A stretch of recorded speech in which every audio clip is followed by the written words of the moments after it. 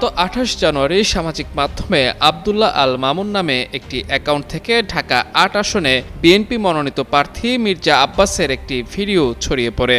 ভিডিওটিতে মির্জা আব্বাসকে উদ্দেশ্য করে চাঁদাবাজ স্লোগান দিতে দেখা যায়।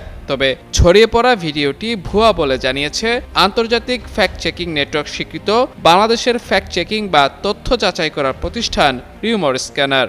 শুক্রবার দুপুরে সামাজিক মাধ্যমে দেয়া এক পোস্টে সংস্থাটি এ তথ্য নিশ্চিত করে। পোস্টে মির্জা আব্বাসকে চাঁদাবাজ বলে স্লোগানের দৃশ্য দাবিতে ভাইরাল ভিডিওটি এডিটেড বা সম্পাদিত বলে জানায় রিউমার স্ক্যানার।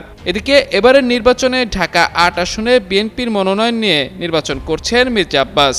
তার প্রতিদ্বন্দ্বী জামাত নেতৃত্বাধীন ১১ দলীয় জোটের প্রার্থী নাসির উদ্দিন পাটোয়ারি।